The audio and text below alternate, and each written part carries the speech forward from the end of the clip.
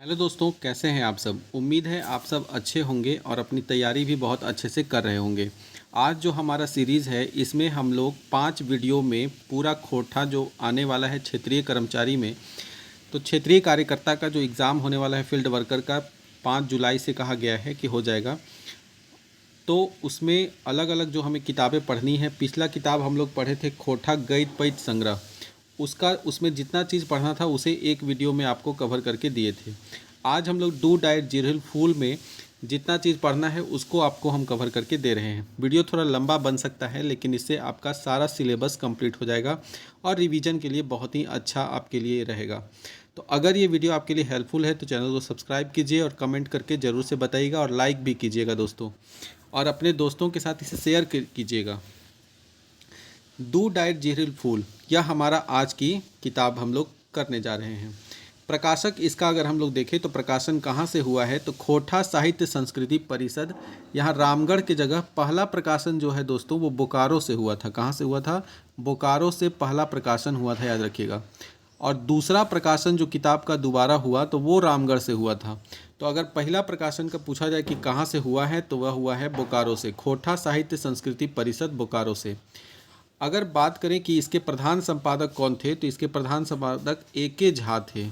कौन थे? A K. Jha. Do diet जिरहिल फूल के प्रधान संपादक पहली बार ए.के. झा थे। पहला प्रकाशन हुआ कब था? तो बोकारो से तो हुआ था, खोटा साहित्य संस्कृति परिषद बोकारो से, लेकिन 2010 में हुआ था। कब हुआ था? 2010 में। अगर दूसरे प्रकाशन की बात करें तो दूसरी बार हुआ है खोटा साहित्य संस्कृति परिषद रामगढ़, जो बी.एन. ओहदार का ओहदार भवन है वहाँ से हुआ है। तो रामगढ़ से हुआ है। और इसमें दूसरा प्रकाशन 2015 में हुआ था। कब हुआ था दूसरा प्रकाशन? 2015 में।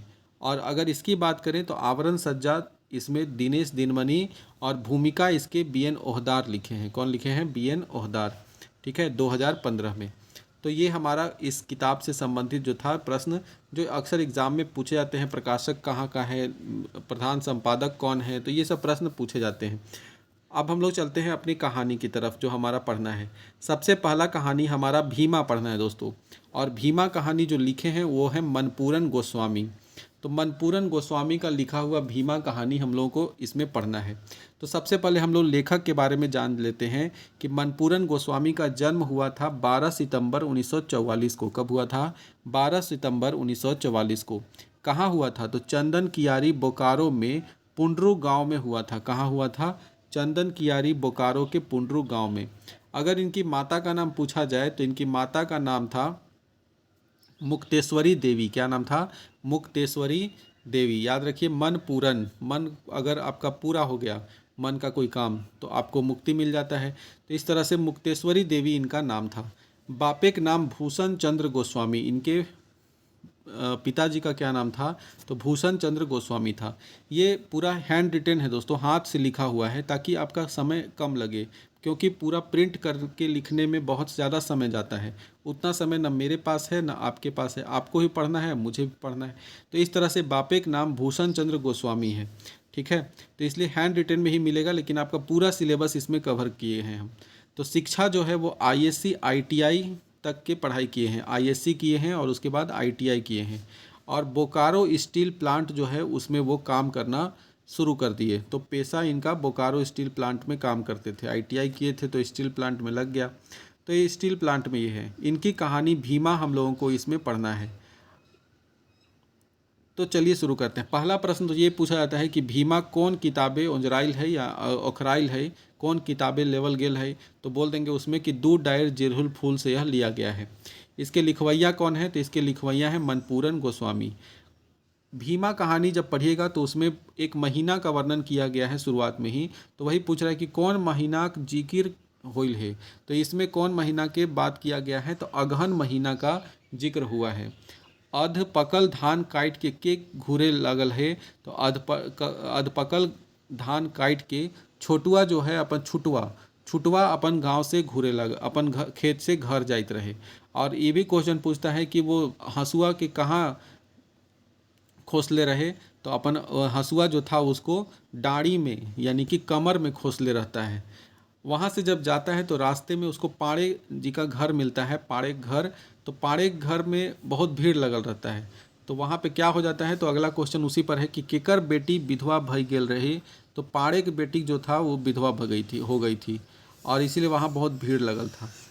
फिर आगे बताया गया है कि उसकी बेटी विधवा मतलब उसका दामाद को कैसे मार दिया गया था। तो बताया जाता है कि पाड़े के दामाद के मार दिलाई। तो इसमें कहा गया है कि आतंकवादी लोग मार दिया गया है। आतंकवादी मतलब यहाँ उग्रवादी का कहा गया है। तो पाड़े के दामाद के आतंकवादी जो है वो मार देता है और उसी का भीड़ लगा रहता है जहाँ पे छुटुआ खड़ा होकर के देखता है। फिर केकर दुकाने, दोकारे के दुकानें हैं दोस्तों ये। तो केकर दुकाने काका भतीजा चाय पिए गेलिए। तो केकर दुकाने ये लोग चाचा भतीजा जो काका भतीजा जो इसमें कहानी में आए हैं तो वो चाय पीने गए थे। तो पलटूक दुकानें, किसके दुकान की चर्चा की गई है, तो यहाँ पलटूक का एक दुकान रहता है, वहीं पर ये चाचा भतीजा चाय पीते रहते हैं। ओहे ठीन आर के चाय पियो हल। तो वहाँ पे और कौन चाय पीते रहता है, तो नीरूदा नाम का एक व्यक्ति रहता है कहानी में। तो नीरूदा एक पात्र है जो कि वहाँ पे चाय पीते रहता है और वही फिर आगे की कहानी सुनाता है। नीरूदा के कहानी में कौन गाँव एक जिक्र है। तो आगे जो कहानी सुनाता है उसमें एक गांव के बारे में कहानी बताता है। उसका नाम रहता है गांव का कान काटा गांव। क्या नाम रहता है, कान काटा। केकर बहु पढ़ल लिखल रहे। तो नौवा एक रहता है, नौवा जो ठाकुर मतलब जो बाल काटने वाला है, तो वही पेशा से यहाँ उसका नाम नौवा बताया गया है। तो नौवा कर बहू जो है वो बहुत बहू मतलब नौवा की पत्नी जो रहती है वो पढ़ी लिखी रहती है। और फिर नोआ के बेटा के नाम का हल। तो नोआ का जो बेटा रहता है उसका नाम था भीमा, जो इस कहानी का मुख्य पात्र यानी नायक है। भीमा मैट्रिक परीक्षा कौन डिवीजन पास होइले। तो भीमा जो है मैट्रिक की परीक्षा पास किया था फर्स्ट डिवीजन से। कौन सा डिवीजन लाया था, तो फर्स्ट डिवीजन से पास किया था। फिर भीमा से परीक्षा के लिए कौन पूछ ले। तो भीमा से परीक्षा के लिए कौन पूछा कि तू का पास कर ले कि नहीं पास ले। तो वो बैठल था वहाँ पे। तो राय बाबू नाम का एक व्यक्ति वहाँ से गुजरता है और वही भीमा से पूछता है उसके परीक्षा के लिए कि कौन डिवीज़न पास कर ले कि नहीं। भीमा के मामू कहाँ काम करो हल। तो भीमा के मामू का जिक्र हुआ है, जिसके पास भीमा काम करने के लिए जाता है वह एक कोयला खदान में काम करता है। कहाँ, कोयला खदाने, ठीक है। तो वहीं पर वो काम करता है। मकर जाल मने की हुआ है। तो यहाँ मकर जाल का मतलब नेटवर्क बताया गया है कहानी में, जो कि इस कहानी के जो ये बाबा रहते हैं एक पंडित जी, उनका नेटवर्क चलल रहता है, ठीक है। भीमा घर एक छगरी केकर बारी ले ढुकले। तो भीमा के घर का जो छगरी था वो मंगना के बारी में ढुक जाता है, मतलब मंगना के बारी में हेल जाता है, कहल जाता है जो कि मंगना के बारी में घुस गया होता है। किसका, तो भीमा के घर का छगरी कहाँ चल जाता है, मंगना के घर में। भीमा का माय कैसे मोरलाए। तो भीमा का माय जो है उसको पूरा गांव वाला डाइन बोल देता है कि डाइन है। और मंगना का बेटा जो है वो जो मर जाता है और उसका इल्ज़ाम लग जाता है कि भीमा के माय ही मारी है। ये कहानी तो पढ़े ही होंगे। तो भीमा के माय जो है वो इस बात से बर्दाश्त नहीं कर पाती है और फांसी लगा लेती है। तो कैसे मरती है, फांसी लगाए के मरा है। भीमा के बाप के नाम रहे। तो शुरुआत में जो हम लोग छुटुआ के बारे में पढ़े थे, जो धान काट के लोटे रहता है, वही भीमा का पिता रहता है। और भीमा जब अपने माँ के क्रियाक्रम में आता है उसके बाद कसम खा के चला जाता है कि जो धरती हमार माँ के खाए गए वो धरती में हम कदम ना रखबो और दोबारा नहीं। वो अपने बाप को कुछ पैसा भी दे देता है और चला जाता है कि अब हम दोबारा गाँव नहीं घुरबो। तो इस तरह से भीमा के बाप जो है छुटुआ वो खेती बाड़ी करके अपना जीवन यापन कर रहा होता है। तो इस तरह से छुटुआ जो है वो शुरुआत में वही भीमा का पिता है। तो ये भीमा कहानी से हम लोग देखें। अगला कहानी हम लोग को पढ़ना है दोस्तों, वो है रईस्का। कौन सा कहानी है, रईस्का। रईस्का जो कहानी है वो बंसी लाल बंसी का लिखा हुआ है। तो सबसे पहले हम लोग देख लेते हैं बंसी लाल बंसी के बारे में। इनका जब सीजीएल पढ़ रहे होंगे दोस्तों तो आप इनकी कहानी गुदपुचू रानी जरूर पढ़े होंगे। तो उसी प्रकार से भी यहाँ पे हम लोगों को इनका रईस्का कहानी पढ़ना है। तो देखते हैं सबसे पहले। तो बंसीलाल बंसी जो है इनका नाम तो बंसीलाल है, लेकिन इनका उपनाम बंसी है। और यह 11 मार्च 1954 को इनका जन्म हुआ था। कब हुआ था, 11 मार्च 1954 को। जन्म स्थान यानी जन्म थान लिखल रहता है। तो जन्म थान कहाँ हल है, तो इनका जन्म थान जो है चौफांद गांव बोकारो बैदमारा में था। कहाँ था, तो बंसीलाल का बैदमारा बोकारो चौफांद गांव में जन्म हुआ था। याद रखना है, चौफांद ही आपके ऑप्शन में चाहे बैदमारा ऑप्शन में रहता है। शिवनाथ प्रमाणित का जन्म भी दोस्तों आप लोग बैदमारा ही है, याद रखना है। तो पिताजी का नाम क्या था, तो बंसीलाल के पिताजी का नाम था मोतीलाल साहू। और इनकी माता का क्या नाम था, तो बसनी देवी इनकी माता का नाम था। अगर इनके शिक्षा की बात करें तो इन्होंने मैट्रिक की परीक्षा पास की थी 1969 में, और स्नातक के साथ इन्होंने पत्रकारिता भी किया था। कार्य की बात करें तो 1972 में बोकारो इस्पात कारखाना में ऑपरेटिव के पद पर ये काम किए थे। कहाँ काम किए थे? बोकारो इस्पात कारखाना। ज़्यादातर अगर लोगों ने कहीं काम किया है तो वो बोकारो में ही काम किया है। सिर्फ एक एके झा हैं जो कि पतरातू थर्मल में काम करते थे। तो डिंडाक डोवानी इनकी एक रचना है जो कि एक प्रबंध काव्य है जो 6 खंड में बटा हुआ है। इसके अलावा खोठा दर्पण रईस्का, जो कि अभी कहानी हम लोग देखेंगे इसमें क्या है। फिर माटिक मैल धोवा, यह एक कविता संग्रह है और यह इन्होंने लिखा है। अगर सम्मान की बात करें तो आप लोग जानते ही हैं जमशेदपुर के द्वारा एक काव्य संस्था जो जमशेदपुर है, वहाँ से काव्य भूषण की उपाधि इनको दी गई है। किनको? बंसीलाल बंसी की। एक बार शॉर्टकट में देख लेते हैं। बंसीलाल उपनाम बंसी 11 मार्च 1954 को, और उसके बाद फिर चौफांद गांव बोकारो में इनका जन्म हुआ है। पिता का नाम मोतीलाल साहू और माता का नाम बसनी देवी है। अगर बात करें इनकी लिखी हुई कहानी रईस्का, तो रईस्का के बारे में देखते हैं दोस्तों कि रईस्का कैसन रचना लागे, तो यह कहानी है एक प्रकार का। और रईस्का के रचनाकार कौन है? तो रईस्का के रचनाकार कौन है? तो बंसीलाल जो है वही इसके रचनाकार हैं। कौन किताबें इंजराइल है? तो डू डायर जिरहुल फूल जो है वह इंजराइल है। रईस्का में कौन से? रईस्का इस कहानी का नायक भी है, मतलब इसमें जो हीरो जो है उसका नाम रईस्का ही रहता है। रईस्का में कौन पर्वे के जिक्र भेल है? तो करम परब के अवसर पर यह शुरुआत में आपको दिखाया जाएगा कि करम परब का माहौल है, नाच गान सब चल रहा है, और वहीं पे रईस्का अपना प्रोग्राम करने आता है। और जिस गांव में प्रोग्राम करने जाता है वहीं पर इसकी नायिका, मतलब इस कहानी की हीरोइन जो है वो झुनिया नाम है उसका। हीरोइन का नाम क्या है? झुनिया। वो झुनिया वहीं पे रहती है, वो प्रोग्राम देखने आती है। इन लोग दोनों शादी सेट होल रहता है। रईस्का कहानी के मुख्य पात्र कौन है? तो इसके मुख्य पात्र हैं रईस्का और झुनिया। कौन कौन है? तो बोलेंगे रईस्का और झुनिया इस कहानी के मुख्य पात्र हैं। ठीक है, नेक्स्ट चलते हैं। झुनिया और रईस्का कहाँ एक दूसरे के देख ले, तो कहाँ देखे थे इन लोग? तो करम परब अखरा में एक दूसरे को देखा था। कहाँ देखा था? तो करम परब के अवसर पर अखरा में देखा था। झुनिया के सहेली मन के नाम की है, तो झुनिया की 3 सहेलियों का वर्णन किया गया है इसमें, जो उसके साथ करम परब देखने जाती है। एक का नाम रहता है कर्मी, फिर है चमकी और मुनिया। ये 3 है, कर्मी, चमकी, मुनिया, ये झुनिया की सहेलियां हैं। रईस्का बेटा हुए बाद कहाँ कमाए गेल? इन लोग दोनों की, झुनिया और रईस्का की फिर शादी हो जाती है। शादी के बाद शुरुआत में तो प्रेम रहता है, लेकिन बाद में पारिवारिक जिम्मेदारियां बढ़ती है, तो खाने पीने का भी दिक्कत हो जाता है। तो रईस्का को ये बार बार, जो पहले प्यार से बात करती थी वो अब ताना मारने लगती है, बोलने लगती है कमाने के लिए। तो रईस्का जो है वो कमाने के लिए चल जाता है। उसको एक बेटा होता है। बेटा का जब जिम्मेदारी होता है तो उसको लगता है कि अब हाँ, अब तो कमाना पड़ेगा। तो कमाने के लिए वो जाता है कहाँ? तो रांची चला जाता है। कहाँ जाता है? रांची। और रांची में ही उसका एक दोस्त रहता है जिसका नाम है गुजर। रईस्का के दोस्त का क्या नाम है? गुजर, जो कि रांची में मिलता है, याद रखिएगा। रईस्का का कौन दोस्त रांची में भेटाइल है? तो उसका नाम रहा है गुजर। तो गुजर जो है रईस्का के दोस्त है, और रांची में इसको रिक्शा चलाने के लिए दिलवा देता है। तो इस प्रकार रईस्का जो है वो क्या करता है? रांची में रिक्शा चलावे है। क्या कर रहे? रिक्शा चलावे है और अपना गुजर बसर करता है। लेकिन कहानी का अंत इस मोड़ पे होता है कि रईस्का जो है रिक्शा में बैठ के सोच रहा होता है, उसको अपनी पत्नी, अपने बच्चे, अपने गाँव का याद आ रहा होता है, और कस्टमर का इंतज़ार करते रहता है। तो इस प्रकार रांची में रिक्शा चलाने जाता है। एक बार इसके पात्र फिर से देख लिए। रईस्का इस कहानी का मुख्य पात्र है। इसकी पत्नी का नाम है झुनिया। इसकी झुनिया की सहेलियां होती है कर्मी, चमकी और मुनिया। ये करम परब अखरा के दौरान करता है। और ये भी है कि रईस्का पहले क्या काम करता था? तो रईस्का पहले करम उरम में नाचने गाने का काम करता था, मतलब प्रोग्राम दिखाता था। ठीक है, तो इस तरह का काम करता था। चलते हैं अब अगले प्रश्न पे तरफ। अगला जो हमारा है वो चित्रा रानी का हमें पढ़ना है। चित्रा रानी के लेखक जो हैं वो शिवनाथ प्रामाणिक हैं। तो सबसे पहले हम लोग शिवनाथ प्रामाणिक के बारे में देख लेते हैं।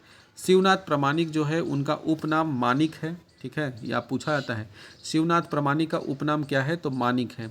13 जनवरी 1950 को इनका जन्म हुआ है। कब हुआ है? 13 जनवरी 1950। कहाँ हुआ है? तो बैदमारा बोकारो में इनका जन्म हुआ था। वर्तमान पता आज अभी के समय में अगर देखें तो खोठा कुटील रानी पोखर बोकारो में इनका पता है, इस्पात नगर में।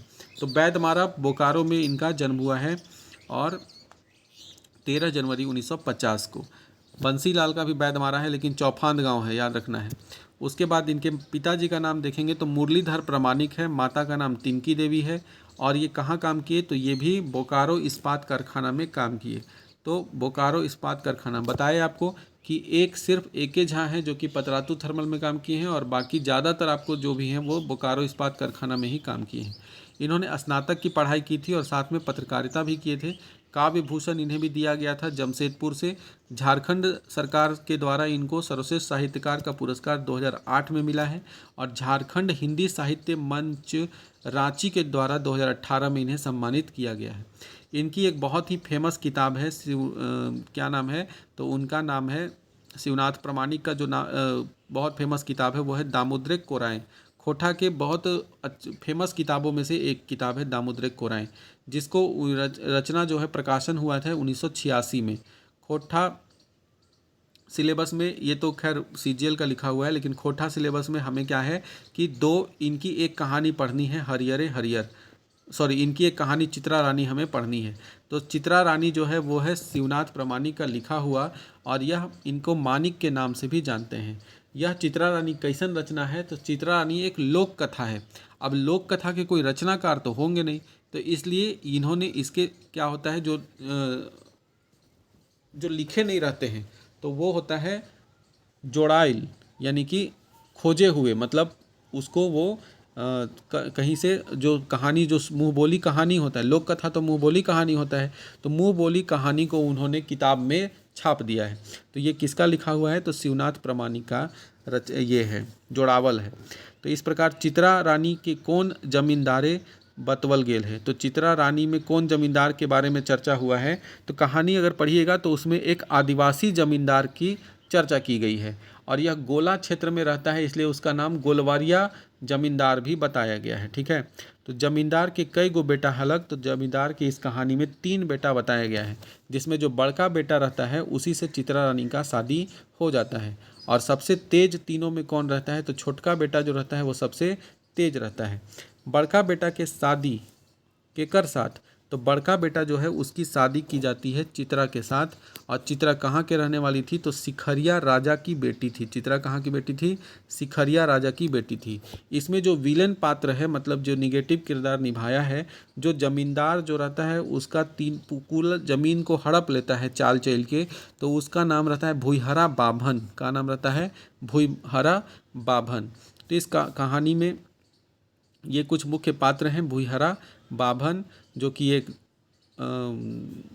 इसमें शुरू में जमींदार का दीवान रहता है, लेकिन ये जमींदार के साथ धोखा करके उसको शराब उराब पिला करके, और उसके बाद फिर उसका सारा ज़मीन हड़प लेता है। और जमींदार अपने मरते समय, यह भी प्रश्न है कि जमींदार अपने मरते समय बेटा के केकरा सौंप के मरा है, तो इसी भुईहरा बाभन को सौंप के मरता है, और जिसके बाद फिर ये बाद में उन लोग को एकदम से हटा देता है और एकदम गरीबी में रहते हैं। लेकिन बाद में चित्रा रानी जो आती है तो उससे छोटका बेटा जो है वो मिलने जाता है चित्रा रानी से, और चित्रा रानी और इसका बड़का बेटा का बाल विवाह हुआ रहता है, बचपन में ही शादी हो जाता है।